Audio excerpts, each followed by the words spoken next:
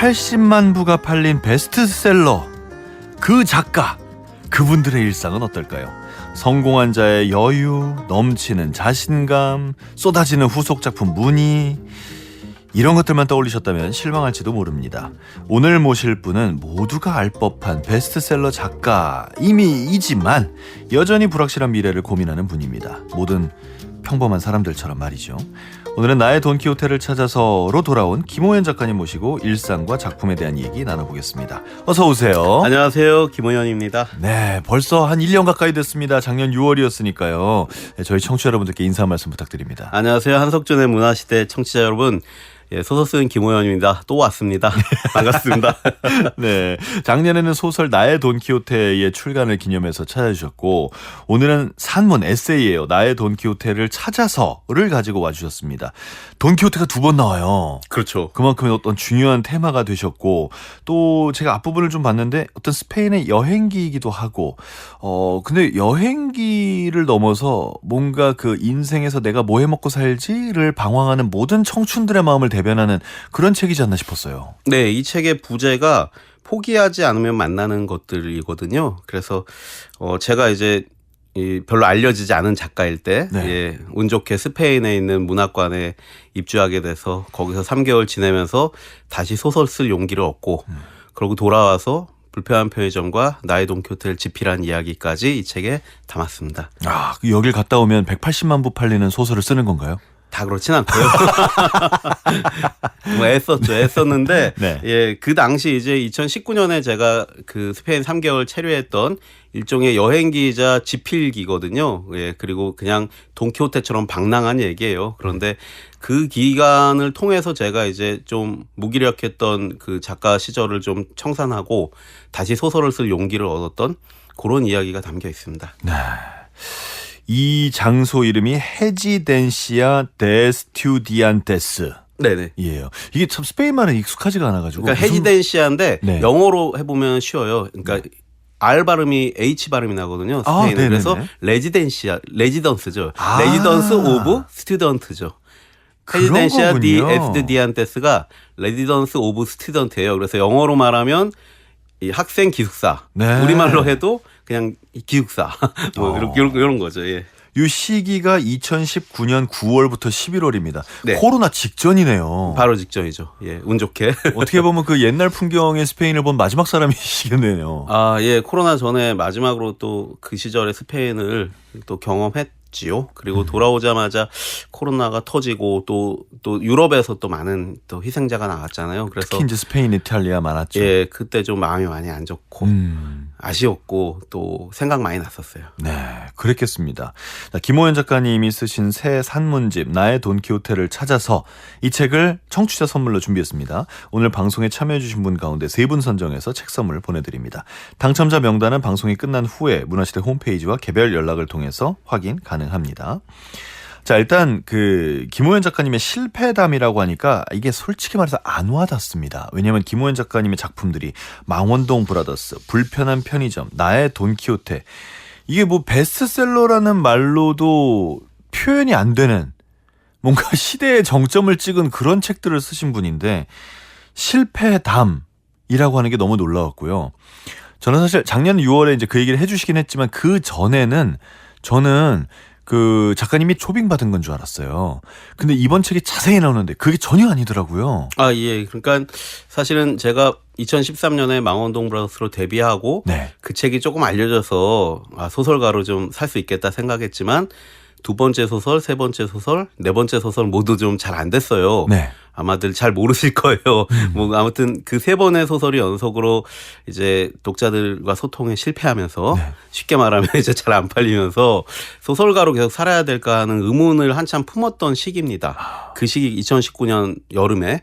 근데 이제 그때 이제 스페인 레지던스에 가는 이 초대장이 저한테 온 거죠. 네. 물론 제가 지원을 했고 토지문학관을 통해서 지원을 했는데 사실은 2018년에 한번 떨어졌어요. 그것도. 네. 그 2019년에 재수를 한 거고 또 안 될 줄 알았어요. 왜냐하면 스페인 레지던스에 3개월을 무료로 숙식을 제공해주는 프로그램이니까 그 비행기표도 대주고 여행자 보험도 다 해줘요. 그러니까 유명한 작가님들이 많이 지원하는 곳이었어요. 진짜 나 휴가로도 가고 싶은 그런 거군요. 그렇죠. 그리고 정말들 많이 지원을 했다고 들었어요. 네. 유명 작가님들도. 그래서 저는 또 떨어질 줄 알고 당연히 잊고 있었는데 이제 토지문학관 담당자가 전화가 와서 제가 됐다는 거예요. 그래서 그게 제가 이게 소설의 신이 나한테 소설을 계속 쓰라고 밀어주는구나 라고 그런 생각을 하게 됐어요. 그래서 너무 저한테는 큰 행운이었고 왜냐면 제가 지원사업 이런 거 잘 떨어지거든요. 네. 왜냐면 무명 작가 때는 사실은 지원사업 많이 떨어져요. 아니 뭐 국가 지원사업 되는 게 되게 어렵죠. 사실 소설가뿐이 아니라 모든 업종에서. 그런데 제가 돼가지고 그때 좀 실제로도 좀 화제가 됐다 그러더라고요. 저 사람 누군데 됐냐, 백이냐. 근데 제가 생각해 보면 제가 영어로 지원서를 써서 스페인에 보내는데 토지문학관 통해서 내가 돈키호테를 당신들의 고전 돈키호테를 너무 좋아한다. 그래서 한국판 돈키호테에 대해 써보고 싶다. 그래 나 좀 뽑아달라라고 간절하게 영어로 영어 잘하는 친구한테 또 이렇게 감수가에 받아서 보낸 그 지원서가 좋게 보인 것 같아요. 그래서 스페인 사람들이 뽑는 거거든요. 네. 그거는 거기서 심사하는군요. 그러니까 이력서 3개를 지원서 3개를 토지문학관에 뽑아서 스페인에 보내면 3개 중에 하나를 이 사람을 보내라로 뽑는 거는 스페인에서 뽑아요. 네. 그러니까 예서는 토지문학관에서 하고 네네. 본서는 스페인에서 하고. 네. 똑같이 그리고 교환 작가로 스페인 작가 이력서도 3개가 토지로 와요. 그럼 그 중에 이 사람을 토지문학관을 보내라는 토지문학관에 정해요. 한 명을. 스페인 작가도 하나 받아오고. 그렇죠. 교환 작가예요. 네. 토지문학관이랑 스페인 레이던스랑 교환 작가 하듯이 1년에 한 명 교환 학생 하듯이 하는 거예요. 네. 근데 1년에 한 명이고 혜택이 그렇게 좋으니까. 너무 좋아요, 혜택이. 아무나 되는 게 아닌데 제가 돼서 그때 좀 약간 사람들이 놀랐다 그러고 저 자신도 놀랐고 제가 생각하기엔 그게 소설의 신 혹은 세르반테스가 저를 뽑아준 게 아닌가. 그래서 다시 거가 그럼 다시 소설을 써야겠네. 라는 용기를 좀 얻게 됐죠. 근데 그게 이제 30대 후반이었고. 네네. 아예 그 사모님은 서울에 있고 혼자 가신 거잖아요. 그렇죠. 그때 30대 후반이 아니고 40대 중반이었습니다. 40대 중반이었나요? 40대 초반. 네네. 43, 4살쯤이었고. 그쵸. 얼마 안 됐죠. 네, 죄송합니다. 그리고 한 명에 대한 지원만 가능하기 때문에 혼자 가야 됐고. 그래서 사실 좀 약간 제가 사실 신혼여행도 스페인 갔다 왔고 네. 스페인 좋아하긴 하지만 마드리드에서 혼자 3개월을 지낸다는 게 약간 긴장되기도 했죠. 낯설기도 하고. 그럼요. 또 저는 많은 걸 또 손이 많이 가는 사람이라 아내가 많이 도와주는데 아무튼 혼자 도전을 했습니다. 그 부분이 책에 잘 나와 있어서 보면서 아주 낄낄거리고 웃었습니다. 그러니까 이제 제가 바보 같은 모습, 저의 민낯이 가장 많이 나온 아마 에세이가 아닐까 해요. 그래서 그거 보고 많이 웃으시고 참 저 사람 책 잘 되고 좋은 작가라고 하는데 생활은 바보 같구나. 사람이 다 그렇잖아요. 다들. 빈 부분들이 있죠. 그런 게 많이 나옵니다. 네. 그 빈 부분들을 책이라는 이런 매체로 드러내는 거에 대한 어떤 꺼림이나 두려움이나 이런 건 없으셨어요?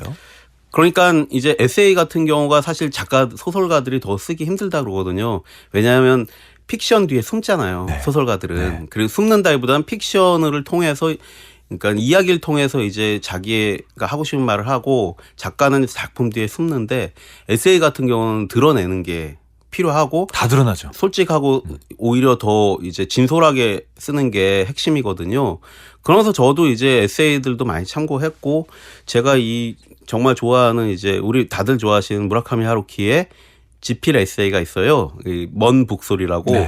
그분이 에세이도 많이 쓰셨죠. 에세이도 워낙 재밌잖아요. 그래서 먼 북소리라고 그분도 이제 조금 알려진 작가 때 이제 그리스랑 이탈리아에서 집필하면서 돌아다니는 얘기예요. 근데 그 시절에 그분이 쓴 작품이 노르웨이 숲이고. 그래서 그 먼북소리 같은 이제 여행 에세이자 집필 에세이 같은 이런 느낌으로 써보자고 사실은 제가 이거를 이제 일기를 그때 쓴 거예요. 근데 그거 일기 쓴 게 이제 책으로 나올지 몰랐어요. 왜냐하면 다음 소설 나올지도 모르는 작가인데 이게 일기 책으로 나오겠나 했는데 많은 시간이 흘러서 불편한 표정과 나이 돈키호테로 많은 사랑을 받고 나니까 그때 체류했던 일기가 있으신데 그 일기 좀 저희가 책으로 내고 싶다고 출판사 측에서 연락이 와서 이렇게 책으로 또 나오게 됐습니다. 그렇군요. 이거 다음 책이 나올지도 모른다라고 스스로를 표현하시는 부분이 되게 아프네요. 왜냐하면요, 계약해준 출판사가 없었어요. 왜냐하면 그 전까지는 같이 하는 출판사들이 있었는데 소설이 3편 연속 물을 먹으니까 계약을 하지 않은 출판사가 없었어요. 이거 좀 자세히 여쭤볼게요. 일단 망원동 브라더스가 잘 됐잖아요. 몇 부 나갔죠? 그게 그 당시에 한 12,000부 정도 나갔고 그럼 괜찮았던 거예요. 영상 판권이 팔리고 예. 연극이 항상 공연을 매년 했으니까 인지도가 있었지만 정말 괜찮은 건데. 두 번째 소설 연적, 세 번째 소설 고스트라이터즈, 네 번째 소설 파우스터가 다 이제 제세 찍고 끝났어요. 그럼 한 2, 3천 부. 그렇죠. 3, 4천 부 나가고 끝났고 그리고 또 뭐 영상 판권이든 2차 판권으로 진행이 돼야 이게 또 이 수익이 나잖아요. 그러니까 네. 수익이 안 나죠.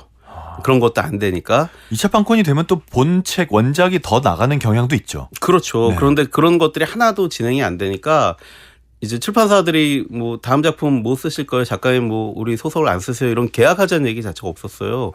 그래서 사실은 돈키호테 대한 한국판 쓰겠습니다. 저 스페인 가서 쓰고 올게요. 계약 좀 해주세요라는 말을 못 하는 거예요. 아예.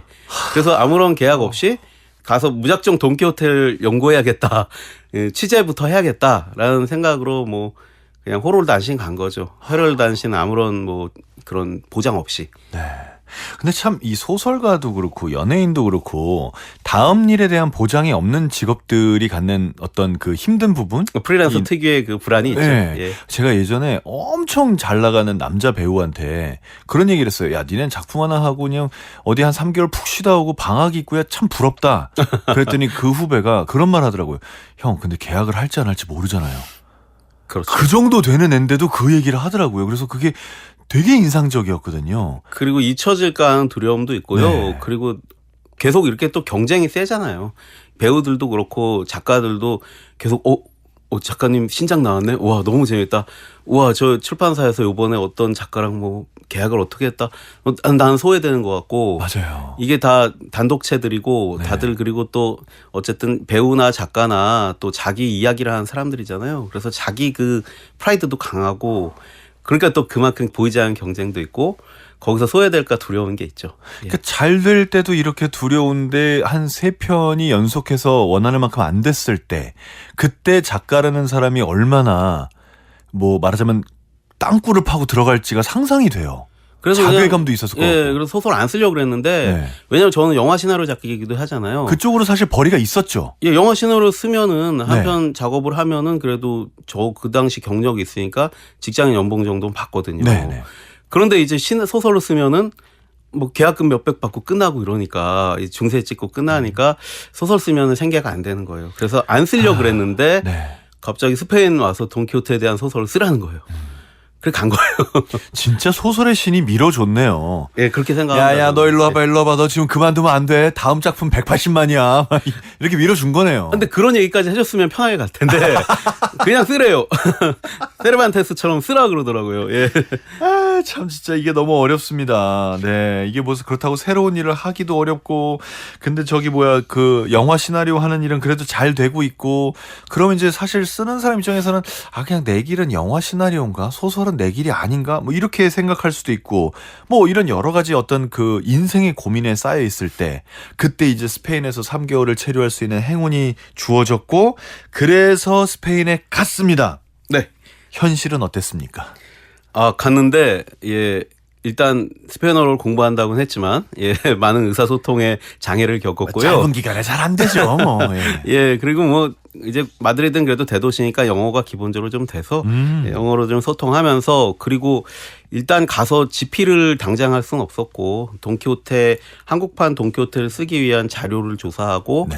그냥 돈키호테 동상 다 찾아다니고, 네. 예, 많죠. 세르반테스 생가, 뭐 세르반테스 마지막 살던 집, 뭐 이런 거 막 찾아다니고. 그러니까 사실은 어떻게 보면 쓸데없는 일 같잖아요. 그 돈키호테 동상 만나면은 소설에 영감이 오는 것도 아니고 엄밀히 말하면, 근데 그냥 막 찾아다니는 거예요. 뭐 기도의 차원이죠. 예, 일종의 그러니까 네. 진짜 애쓰는 거예요. 애쓰고 가서 괜히 돈키호테 동상 앞에서 막 이렇게 한 몇 바퀴 돌고 그리고 세르반테스 축제 몇 바퀴 탑돌이 예, 탑돌이 같이 하고 세르반테스 축제에 가서 네. 거기 돈키호테 행진할 때 그 돈키호테 코스프레 하고 네, 나오거든요. 네, 네, 산초판사랑 다. 네. 그거 막 따라다니고 막 가서 막 악수하고 막 기받으려고 막 그런 바보 같은 짓들을 해요. 그 소설가들이 그렇게 영감을 사실 얻진 않아요. 모든 소설가가. 근데 제가 당시에는 그렇게 간절했던 것 같아요. 그래서 괜히 가서 이제 손이라도 만져보고 세르반테스 생가 들어가서 명상하고 나오고 뭐 기도하고 나오고 말 그대로. 그리고 그 당시에 돈키호테랑 세르반테스가 그 돈키호테 시절에 세르반테스 시절에 먹었던 음식 같은 거 찾아 먹고 음식까지? 뭐, 예, 그런 음식들 꾸준히 그 전통 음식 있잖아요. 그런 예. 거 이렇게 막 찾아 먹고 그리고 뭐 관련된 모든 일들을 하려고 했던 것 같아요. 그리고 세르반테스가 감옥에 갇힌 적이 있거든요. 그래요? 예, 세비야의 감옥에 예. 예, 탈세 혐의로 갇혔었어요. 세르반테스 인생이 그 사람도 거의 뭐 군인으로 막 포로로 잡혀가고 뭐 부상당하고 감옥 가고 뭐 그랬어요. 그런데 횡령 혐의로 감옥을 갔는데 그 감옥 건물이 있다는 거예요. 세비야에 아직도. 예, 예. 그 세비야에 가면 그 감옥 건물이 지금은 은행이 돼 있다 그러더라고요. 그래서 거길 갔어요. 세비야까지 찾아가서. 마드리드 세비야는 얼마나 되나요, 거리가? 서울 부산 거리 돼요. 꽤 멀군요. 예. 그러니까 KTX 타고 3시간 정도? 예. 거기도 그 램페라는 KTX 같은 게 있거든요. 예. 타고 3시간 반 가가지고 그 감옥 건물 가서 감옥 건물 여기서 이 돈키호테가 이 은행 건물 이 감옥 건물에 갇혀 있었고 거 갇혀 있을 때 네. 돈키호테를 구상했다 그러거든요. 그래서 거기 가서 또 감옥 건물 이렇게 손 올리고 이렇게 통곡의 벽처럼 기도하고 뭐 별짓 다 했습니다. 예. 지금은 은행이 돼 있다고요? 예, 아, 은행이 또 몰랐던 돼 있어요. 얘기네요. 네네. 아니 그럼 돈키호테 지금 말씀하시는 걸로 봐서는 거의 돈키호테에 정말 그 몰입하고 있는 어떤 사람의 모습인데 네네. 원래도 돈키호테를 그렇게 좋아하신 겁니까? 아니면 이제 여기 가려고 하다 보니 생각난 건가요? 그러니까 돈키호테라는 캐릭터 자체를 어릴 때부터 신기하긴 했어요. 막 네. 풍차에다 갖다 받고 막 그냥 미친 사람의 상징이라고 생각했다가 제가 이제 성인이 되고 문학도가 되고 돈키호테에 대해 좀 진지하게 보니까 이런 재밌는 사람이 없고 또 산초 판사도 너무 재밌고 네. 어떻게 이게 400년 전 소설이지 하고 좀 놀랐죠. 거기다가 그 제가 세계문학상 당선됐을 때 그때 심사위원장인 이순원 선생님께서 여러분 돈키호테랑 그러니까 심사평을 하시면서 이런 거 여러분 돈키호테에 대해서 우리가 다 알죠. 돈키호테 살아있는 사람 같죠. 하지만 그게 소설 속 캐릭터입니다. 근데 우리는 다 돈키호테 살아있는 사람처럼 생각합니다. 이게 소설에서의 캐릭터의 힘입니다. 그 소설이 그렇게 실제 살아있는 캐릭터를 사람들에게 구현시켜주고 어떤 것들을 알려주는 것입니다라고 그런 이야기를 하셨을 때 다시 돈키호테를 재인식하게 됐죠. 그래서 그때부터 돈키호테 책을 다시 읽고 항상 관심을 가지던 차에 스페인에서 이런 프로그램이 있다 그래서 그럼 가서 돈키호테 연구해야겠다고 지원을 한 거죠. 아니 근데 인연은 인연이네요. 어떻게 그 우수상을 받았을 때의 심사위원장의 말씀에 돈키호테가 나오나요? 그러니까 그런 계기들이 잘 이렇게 점과 점들이 모여서 결국은 그렇게 이루어지는 것 같아요. 예. 세르반테스의 환생 아닙니까? 세르반테스가 실제로도 굉장히 곡절의 삶을 살았고 사실은 불우했어요. 돈키호테 나오고 1편이 엄청난 대박 흥행을 하죠. 유럽 전체에서. 그래서 실제 그때 사람들이 그랬대요. 길 지나다니면서 책을 읽으면서 웃고 있는 사람이 있으면 저 사람 돈키호테 읽고 있네 다 그랬대요. 그 정도로 인기가 있었는데 저작권을 출판사에 다 양도해서 본인은 번 게 없는 거예요. 그래서 계속 가난하게 사는 거예요. 50대 중반에 히트작을 냈는데 그게 저작권이 없어서 본인에게 돌아온 거 없고 그리고 위작들을 그렇게 판쳤대요. 돈키호테 2, 3 막 이상한 사람들이 막 똑같이 세르반테스가 쓰지도 않았는데 표절작들이 막 나와서 막 판치니까 화가 나가지고 돈키호테 2편을 썼어요. 그럼 이번에는 뭐 제대로 좀 계약을 했겠죠. 2편을 제대로 썼는데 쓰고 1년 뒤에 돌아가셨어요. 이게 세르반테스의 약간은 불우했던 현생이었죠. 하지만 그 사람의 작품은 400년간 살아남아서 그럼요. 성경 다음으로 세계에 많이 번역되고 많이 사랑을 받은 살아있는 작품이 되었죠. 그 지금 통계상 성경 다음으로 많이 번역된 작품이에요? 네. 와, 그 정도군요. 네, 제가 매니아라 돈키호테 매니아이다 보니 많이 알고 있죠. 뭐 인생이 살아있을 때 불행했을지 몰라도 아무튼 돌아가신 다음에는 뭐 영원 불면의 이름을 얻은 거니까요. 거의 소설계의 반고라고 생각하시면 됩니다. 우리 반고 선생님도 네. 그렇게 작품이 안 팔리고 힘들게 사시다가 살아생전에. 자살하셨잖아요. 네. 근데 반고의 작품은 지금까지 우리 많은 사랑을 받고 얼마나 아름답습니까? 그 이름은 영원한 거죠. 네. 사실 이 돈키호테 같은 경우에는 지금 반고를 얘기하셨는데 그 수많은 그 미술계의 인사들이 돈키호테 그림을 그리기도 했습니다. 당연하죠. 피카소부터 뭐 그럼요. 굉장히 그 시기에 그러니까 1700, 800년대 그 많은 네. 그 화가들이 최근에 뭐 젊은 화가 뭐 1900년대 900년대 피카소까지 다 돈키호테에 나온 에피소드들을 그리거나 묘사하거나 뭐 사파로 만들거나 많이 했죠. 저도 그 베르나르 비페가 그린 돈키호테 시리즈들을 본 적이 있는데 아, 예, 맞습니다. 굉장히 인상적이었고 이 사람은 나랑 같은 소설을 본 게 맞나? 어떻게 이렇게 그렸지?라는 생각이 들 정도였거든요. 그렇죠. 아, 너무 멋있죠. 그러니까요. 그 이렇게 사람마다 다르게 인식하는 게 돈키호테라는 소설일 텐데 김호연 작가님에게 돈키호테는 어떤 느낌인가요? 저에게 돈키호테는 사실은 그래요. 이제 돈키호테가 이제 분량이 너무 두껍고 한국의 완역으로 소개된 지 이제 아주 오래되진 않았어요. 2000년대 초반에 완역이 나왔는데 1권이 한 780페이지, 2권이 800페이지 막 이래요. 그러니까 너무 두꺼우니까 이제 읽는 압박이 있는데 저는 이제 독자들한테 그래요. 아무 페이지나 펼쳐서 읽어라.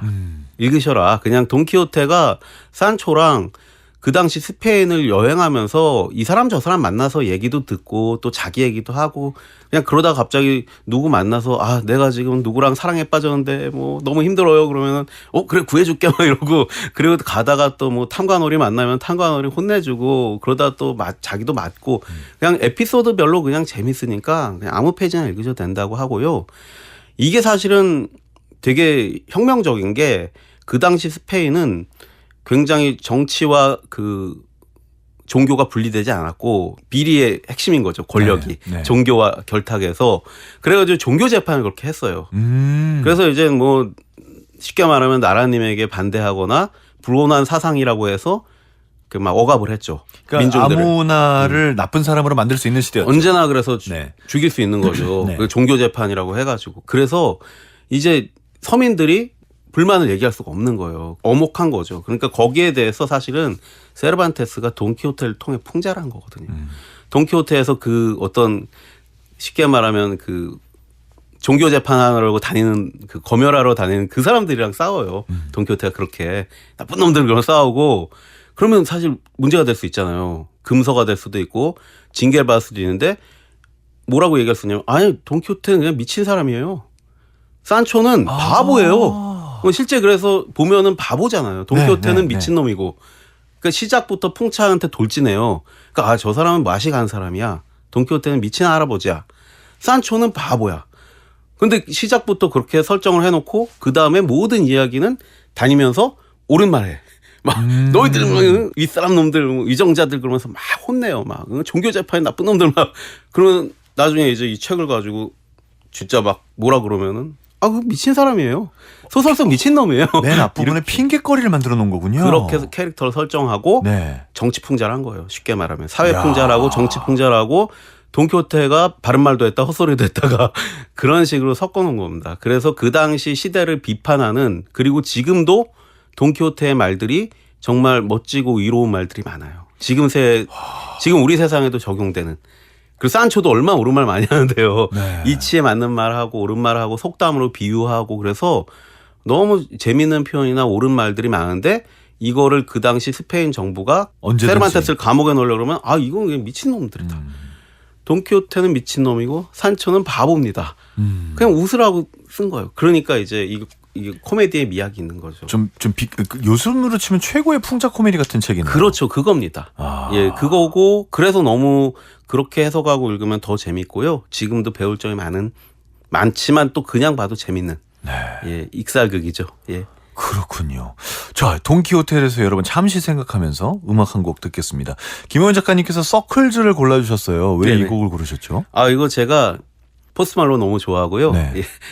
글 쓸 때 많이 들어요. 이 곡을요? 예, 글 쓸 때 사실은 리듬이 좀 필요해요. 그런데 제가 이제 이런 포스트 말론이나 뭐 위켄드나 요즘 그런 음악 많이 좋아해서 그분들 음악 많이 들으면서 이 작품 쓸 때도 많이 들었던 것 같아요. 그래서 오늘 같이 들으려고 가져왔습니다. 여러분 함께 들어보시죠. 포스트 말론입니다. Circles. 포스트 말론의 서클즈 함께 들으셨습니다. 자, 국악방송 한석준의 문화시대 초대석. 오늘은 신작 나의 돈키호테를 찾아서로 돌아온 김호연 작가님과 함께 하고 있습니다. 이 새 산문집 나의 돈키호테를 찾아서 이 책을 청취자 선물로 준비했고요. 오늘 방송에 참여해 주신 분 가운데 3분 선정해서 선물 보내드리겠습니다. 당첨자 명단은 방송이 끝난 후에 문화시대 홈페이지와 개별 연락을 통해서 확인 가능합니다. 자, 이 레지던시의 얘기를 좀 더 해보겠습니다. 그 레지던시 같은 경우에는 이제 우리나라에서는 토지문학관에서 1대1로 교환하는 거라고 했고, 네네. 그럼 여기에는 다른 나라에서도 그렇게 옵니까? 아, 그러니까요. 다른 나라도 정확히 그런 프로그램이 다 있지는 않고요. 거기서 이제 임의적으로들 하더라고요. 저 있을 때는 라틴 아메리카 영상 작가들이 남미에? 예, 남미의 시나리오 작가들이나 드라마 작가들이 한무대기가 왔어요. 그럼 뭐 어차피 영화 시나리오 많이 쓰셨으니까 교류하기 좋으셨겠네요. 아, 그런데 제가 또 극아이라 아, 그렇습니까? 막상 얘기는 많이 네. 못했는데 네네네. 왜들 왔나 보니까 제가 물어보니까 이제 어쨌든 스페인이 어쨌든 스페인어권에서는 맹주잖아요. 아, 그럼요. 네, 그래서 그 공모를 했대요. 라틴 아메리카 그 영상 작가들한테 너네들 스페인을 배경으로 한 이런 영화들을 준비하면 지원해라. 그래서 지원해 뽑혀서 온 사람들인 거예요. 그래서 막 코스타리카에서도 오고 뭐 과테말라에서도 오고 아르헨티나에서 오고 그래서 막 자기들끼리 맨날 먹고 떠들고 하는 거예요. 막 식당에서. 네. 네. 근데 저는 수줍어서 이렇게 떨어져 있다가 나중에 이제 엘리베이터에서 이제 한두 명 만나서 인사 나누고 옆에 옆방에 이제 코스타리카 시나리오 작가가 들어와서 코스타리카 시나리오 작가랑 가끔 영화 얘기하고 뭐 조금 이렇게 친해지려다가 이제 제가 또 이제 세비야로 여행 가고 뭐 또 그러느라고 갔다 보니까 또 돌아갔더라고요. 근데 그 코스타리카 시나리오 작가가 이창동 감독의 시 네. 그리고 기생충 우리 봉준호 감독님 너무 잘 봤다고 한국 영화 막 칭찬을 하는데 저도 시나리오도 썼습니다. 이러고 네. 봉준호 감독 먼발치에서 봤습니다. 봉준호 감독 작가랑 일도 해봤습니다. 이러고 그냥 막 어필하고 같이 재미있는 얘기 나왔던 기억은 잠깐 있습니다. 시도 진짜 너무너무 아름다운 작품이죠. 그러니까 장면 생각나네요. 해외 영상 작가들도 다 인정해요. 이창동 감독님, 홍상서 감독님, 박찬욱 감독님, 봉준호 감독님 세계적인 분들이시고. 그러니까요. 그리고 사실은 그런 것 빼고는 사실은 혼자 있어야 돼요. 혼자만의 시간이에요. 근데 네. 그 혼자 있는 걸 매우 불편해하는 사람들도 있지만 이제 김호연 작가님은 성격도 그렇고 일단 소설가라는 분들은 대체로 혼자 일하시잖아요. 그러니까 결국은 작가가 되려면은 고립이 기본이에요. 고립이 기본이죠. 친구랑 같이 소설 쓸 수 없잖아요. 그럼요. 예, 물론 공동 작업하는 영상 작업들은 있지만 대본 작업 같은 경우 공동 작업도 하긴 하지만 결국은 혼자 쓰거든요. 그래서 사실은 저는 작가가 되고 싶은 분들은 혼자 있는 시간을 즐길 줄 알아야 돼요. 그게 기본이에요. 그러니까 고립을 감당할 수 없으면 작가가 되는 건 사실은 쉽지 않습니다. 저는 원래 고립을 매우 감당할 수 없는 성격이었고 항상 사람들하고 있는 걸 좋아하는 성격이었는데 요새는 고립이 굉장히 좋아졌거든요. 근데 이게 고립이 좋아지면서 제가 책을 쓴 건지 책을 쓰다가 고립이 좋아지게 된 건지 잘 모르겠어요. 서로 기량작용을 해서 그랬나 봐요. 그리고 이제 젊을 때는 네. 좀 사람들 많이 만나고 네트워킹하고 같이 즐기면서 또 배우는 것도 많잖아요. 그것도 의미가 있고요. 그런데 나이가 들수록 사실은 혼자만의 시간에 충전하는 게 필요하고 그러니까요. 이 에너지가 전가지 않으니까 네. 그래서 혼자 있을 때 충전하는 게 또 좋아지는 것 같아요. 예. 그 작가님 같은 경우는 이제 부인도 먼 서울에 두고 거기 네네. 혼자 가셔서 5평짜리 방에 사신 거잖아요. 네네. 그리고 이제 원하시던 고립의 순간이 왔고. 네네. 그럼 어떻게 막 글이 막 술술 써지던가요? 전혀 안 써지죠. 왜요? 맨날 그래서 막 동상 보러 다니고 막 그 마드리드 레티로 공원이라고 네. 마드리드의 허파라는 레티로? 예, 네. 마드리드의 허파라고 불리는 엄청 큰 공원이 있어요. 공원 크기가 그냥 여의도만 해요. 그 맨하탄의 센트럴파크 같은 그렇죠. 느낌입니까? 거의 그 수준인데 아. 매일 거기 가서 오늘은 레티로 공원 동쪽을 걸어봐야지. 오늘은 레티로 공원 호수를 걸어봐야지. 그 공원이 그 구역을 나눌 정도로 예, 크군요. 하루에 다 못 돌아요. 네네. 크니까. 네. 그래서 막 그렇게 계속 마드리드 곳곳을 그냥 헤매면서 저는 사실은 글쓰기를 그 책상 앞에 앉아서만 쓰지는 않아요. 그러니까 뭐냐면은 글쓰기 뭐 엉덩이로 쓴다는 말도 있긴 하지만 이제 지망생들한테 얘기할 때도 그래요. 글 쓸 때 작가님 책상에 앞에 앉으면 머리가 멍해요. 그리고 막 도화지가 하얘요. 막 그 노트북에 백지를 보는 순간 막 머리가 막혀요. 그러면은 책상에 앉아서 글 쓸 생각을 하지 마시고 구상을 다 한 다음 책상에 앉으세요. 그래요. 네. 예, 쓸 글감을 다 구상을 해놓고 이야기라면은 오늘은 기승전결해서 기에 뭐 또 이런 주인공이 여기까지 가서 오늘 여기서 싸우고 화나서 집에 돌아온 것까지 구상 다 해놓고 책상에 앉으면 네. 그다음 타이핑하는 겁니다. 그러니까 저는 그 공원을 다니고 이러면서 주인공은 누가 되면 좋겠고 나이 돈키호테 그 돈키호테 아저씨는 뭘 해야 되고 비디오 가게 하면 좋겠다. 그래서 비디오 가게 이름이 돈키호테면 좋겠다. 오늘 그거 생각하고 집에 와서 노트북 펼쳐놓고 아저씨는 돈키호테 비디오 가게라는 비디오 가게를 운영합니다. 쓰면 오늘 구상이 끝나는 거죠. 그 설정들을 생각한 다음에 그게 써놓는 되게 오래 거군요. 걸립니다. 예, 그 브레인스토밍이라고 그러죠. 세팅이 예. 잘 돼야 글이 나오니까. 그거를 구상하는 활동이 거기에서 3개월 동안 활동이었습니다. 실제 집필은 사실은 이루어지지 않았어요. 실집필은 서울 와서 하셨고. 예, 그냥 네. 간단한 줄거리와 로그라인과 줄거리 정도만 정리하고 기획안 정도만 짜고 3개월이 지나간 거죠.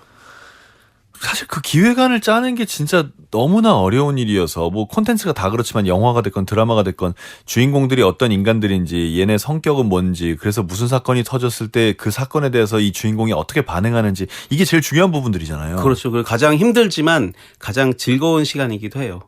예, 구상하고 브레인스토밍해서 이야기의 얼개를 짜는 게 그리고 그때 자료 조사도 하고 네. 예, 그리고 저의 추억들도 다 섞고 그러잖아요. 제가 가진 어떤 인포메이션들을 다 합치는 그 구상 과정이 힘들지만 즐겁고 그걸 스페인에서 하게 됐고 실제 스페인의 돈키호테 관련한 어떤 실제 유적이나 그런 어떤 세르반테스의 흔적들을 실제 경험하면서 그거를 이제 구상에 첨가하니까 이 뭐랄까 좀 진실된다 그러나요? 예, 저 스스로도 많이 고양되고 그래서 그 시기가 실제 집필은 이루어졌지 않지만 저에게는 참 소중한 순간이 아니었나 생각합니다. 야, 이렇게 해서 스페인에서의 3개월을 지내면서 이제 집필을 위한 구상까지 다 해내셨는데 사실 그것만 해도 대단한데 그 가운데 스페인의 대학생들한테 특강도 하셨다면서요. 이거 예. 무슨 얘기인가요? 아니 그러니까 저를 이제 스페인에서 불러줬잖아요. 그래서 네. 스페인 문화국이랑 우리 문체부 같은 거죠. 네네네네. 문체부랑 그 레이던스가 같이 저를 불러준 거잖아요. 문체부 담당자랑 계속 가기 전부터 소통을 했는데 하루는 문체부 놀러 오라 그러더라고요. 갔더니 네. 예, 마드리드 꼼플레텐세 대학교라는 데가 있어요. 스페인의 서울대 같은 곳이에요. 네. 근데 거기 이제 한국어 강의를 하시는 이제 한국어 교수님이 계세요. 네. 예, 인문대학 한국어학과 교수님이 계세요. 와, 전혀 몰랐어요. 네, 정미강 교수님이라고 그분을 소개해 주신 거예요. 네. 예, 스페인 그 담당자가. 그래서 스페인 꼼플레텐세 대학 가서 특강 한번 하세요. 그래서 제가 좋습니다. 왜냐하면 저는 가서 스페인 학생들한테 돈키호테에 대해서도 물어보고 네. 그리고 제가 스페인 사람들과 소통을 하는 게 거기서도 일이잖아요. 예, 소통을 그걸 해야 해서 되죠. 예, 돈키호테 물어보고 세르반테스에 대해서도 더 취재하고 이래야 되니까 학생들을 만나는 것도 의미가 있고 저도 가서 밥값을 해야 되잖아요. 그래서 강연 한번 예, 신나게 하고 싶다 해서 같이 합의해서 갔죠. 그래서 강연을 하러 가서 잘 했습니다. 무슨 얘기 하셨어요? 그러니까 뭐 작가로 사는 것에 대한 얘기랑 한국 콘텐츠에 대해 얘기했어요. 한국 콘텐츠에 관심이 많아서 한국어 학과 수업을 듣는 친구들이니까 한국 콘텐츠들 뭐 그들이 좋아하는 한국 영화 뭐 한국 K-팝 뭐 이런 얘기 편하게 좀 하고 그리고 제가 작가로 살면서 한국 문화 콘텐츠 산업에서 겪었던 이야기들 그런 것들 통역을 통해서 선생님 교수님이랑 통역하면서 바로바로 했고 그다음 질문 받았죠. 그 강의를 듣던 학생 중에 하나가 아주 당돌한 질문을 했다면서요. 아니 제가 이제 돈키호테에 대해 어떻게 생각하냐고 역질문을 했어요. 예. 돈키호테에 대해 쓰려고 여기 왔다 그랬더니 일단 학생들이 막 놀라더라고요. 그래서 왜 그러냐 돈키호테에 대해 너희들은 어떻게 생각하냐 물었더니 이제 학생 하나가 막 뭐라 얘기하니까 이제 통역하는 우리 선생님께서 마드레 그러더라고요. 마드레. 예. 어머니 그죠. 예. 그거요? 오 마이 갓이죠. 마드레. 네네. 예, 마드레가 이제 마더죠. 예. 그래서 무슨 말 했는데 그랬더니 아니 이 학생 말이 요즘 우리 같은 애들은 돈키호테 같은 옛날 소설 안 읽어요. 돈키호테 관심 있으시면 우리 인문대 4층에 있는 그 교수실에 계시는 교수 중에 돈키호테 매니아 있으니까 그 어르신한테 가서 물어보세요. 그랬다는 거예요. 예, 그래서 아이고 제가 너무 웃겨가지고 역시 이 세계적인 고전이어도 거기 MZ들에게는 그냥 옛날 얘기인 거죠. 우리로 치면 구운몽 같은 거죠. 그러니까 구운몽이나 춘향전 같은 거예요. 그러니까 오히려 저를 놀리더라고요. 어떻게 너는 그걸 하겠다고 왔냐? 돈키호테를 연구하겠다고 왔냐? 그걸로 책을 쓰겠다고 왔냐? 우리한테는 뭔 얘기다 이거예요. 대학교 1, 2학년이니까 그럴 수 있다고 생각합니다. 익살스럽게 얘기한 것 같아요. 네. 야, 그렇군요. 어디나 좀 세대 차이도 있을 거고 MZ는 또 MZ니까. 그럼 이 스페인의 이 젊은 세대들과 대화를 하면서 그 가운데에는 작가를 꿈꾸는 학생들도 혹시 있었나요? 그러니까 이제 질문들을 처음엔 안 하다가 재밌게 얘기 터지고 그러니까 막 이 질문 저 질문 하는 거예요. 막 뭐 한국 영화는 어떻고 막 뭐 한국의 소설들은 뭐 자기가 뭐 한국 소설 뭘 읽었는데 뭐 막 얘기 막 터지더라고요. 그러다가 이제 마지막 질문한 학생이 왜 우리 그런 거 있잖아요. 이거 사실 제 친구 얘기인데요. 제 친구가 이랬는데요. 뭐 제 친구가 이랬대요 하고서 남의 얘기하듯이 이 친구가 만약 여기서 작가를 꿈꾸는 학생이 있다면 그 학생에게는 무슨 말씀을 해주실 수 있을까요? 근데 자기 얘기 같아요. 제가 보니까 얼굴도 너무 진지한 여학생이고 딱 봐도 약간 작가상이에요. 그래서 제가 작가상 뭔지 모르겠습니다만 이 친구 자기 얘기하는구나. 그래가지고 제가 그냥 바로 그냥 통역 안 통하고 영어로 불쑥 튀어나왔어요. 그냥 keep going, keep going. 그냥 계속 쓰면 된다. keep writing이죠. 근데 이제 그때 바로 튀어나온 말은 keep going이었어요. 일단은 열심히 써야 되고 어느 정도 인정받을 때까지 계속 글쓰기를 멈추면 안 된다. 그리고 반드시 마감을 해라. 끝마쳐라. 원고를 끝내야 된다. 마음에 안 든다고 중간에 덮으면 안 된다. 항상 keep going 해라. 글쓰기를. 그런 조언을 했습니다. 야, 그 마음에 안 든다고 멈추면 안 된다. 네네네. 계속 가야 된다. 왜냐면은 우리가 쓰는 건 초고잖아요. 네. 초고는 해밍웨이도 그랬지만 피시 오브 시시라 그랬어요. 모든 초고는 쓰레기라는 해밍웨이가 그 말을 했어요. 그러면 이렇게 생각하면 되는 거예요. 리라이트로 완성되는 거거든요. 그러니까 초고는 다 거칠잖아요. 그 우리가 그런데 책을 보면 이거 너무 잘 쓰셨어 하잖아요. 수없이 고치잖아요. 근데 내가 쓴 건 초고인데 그 초고는 허접할 수밖에 없죠. 근데 그때 나는 왜 이렇게 멋지게 안 나오지 하고 포기하면 안 된다는 거죠. 이제 일단은 끝내서 고칠 수 있는 초고를 가지면 작가로 갈 수 있는 길이 열리는 겁니다. 야, 그렇군요. 그래서 이때 다녀오신 다음에도 책의 부제처럼 포기하지 않으면 만나는 것들을 만나시고 네네. 갔다 와서도 책을 쓰셨습니다. 그래서 낸 책이 불편한 편의점. 네. 의리의리합니다. 그러니까 사실은 갔다 와서 돈키호테를 써야 되잖아요. 그죠.